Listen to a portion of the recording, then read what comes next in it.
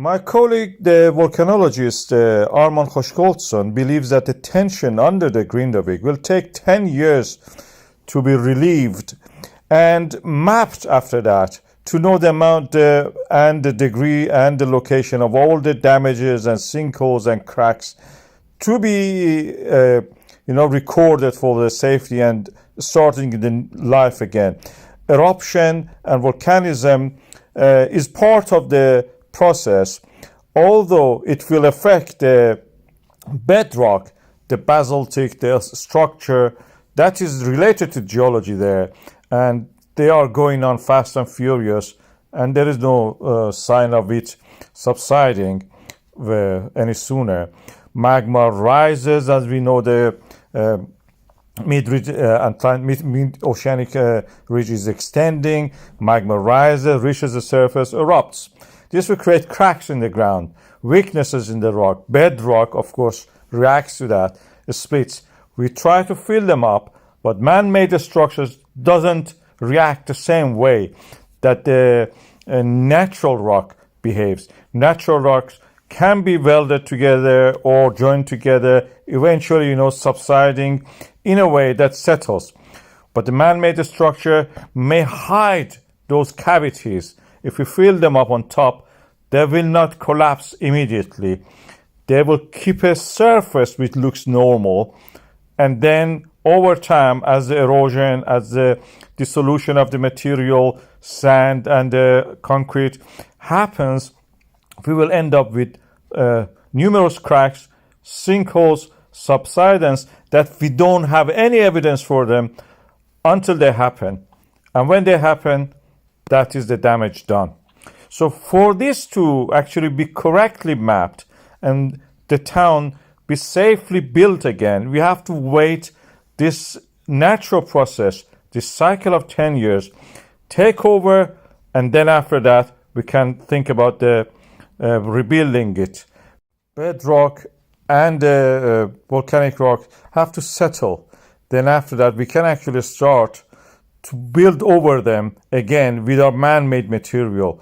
I have videos about these 10 years, why it was 10 years, for example, for Krefla fires, and why I think it takes for the vegetable system another 10 years. I'll put the videos at the end, you can watch them also. What's happening to the Svartsengi and Grindavik is not unique. We have a historical case for this thing, and I will analyze it for you. In the early November, 10 and 11th November, we had a swarm of earthquakes in the area from the Blue Lagoon or Svartsengi to the Thorbjorn and the Grindavik.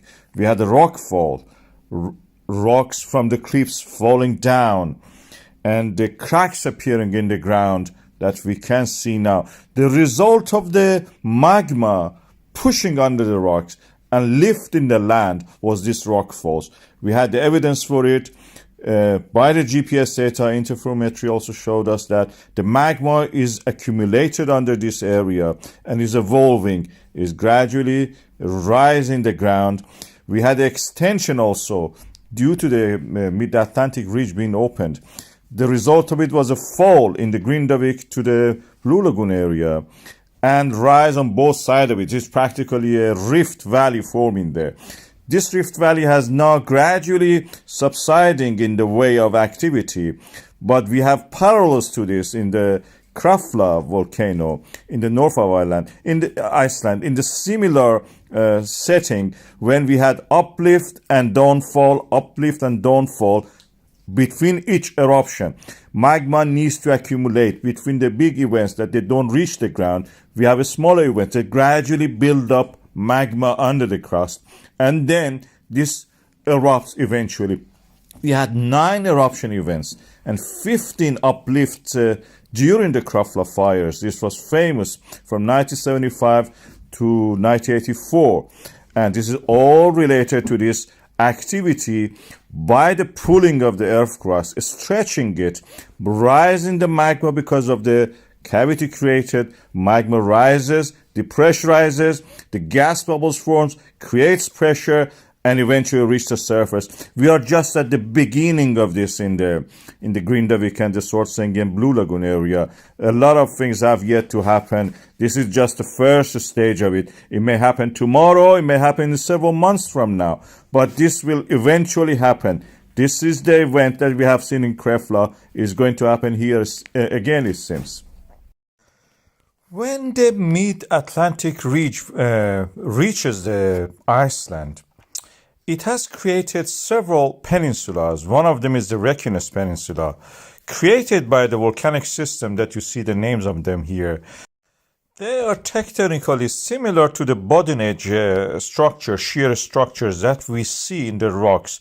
Is the extension creating fault lines, and the fault lines, through them the lava may erupt. We see them in micro scale in the rocks. You can make it with a plasticine if you have the time, a model of that. And the extension can create fault lines that the lava can rise through them. In the case of the systems, these systems are directly connected to the mantle. Fagradalsfjall volcano was such a volcanic system. We found that with this discovery that this Fagradalsfjall was connected actually to the earth mantle through a dike. The dike is fed by the mantle. And as the eruption happens in this area in 2021 in Fagradalsfjall, 22 in the Meradil, and Little Horto in the 2023, it may happen and extend to the years beyond. From 2025, will be a slight angle toward the east, as you see in the other systems parallel to it toward the east. And by 2030, it's quite possible that this system may reach the Reykjanes or the suburbs of it. This is the day that you will see the volcanoes actually erupting inside the town or near the outskirts of the town. This is a scary scenario.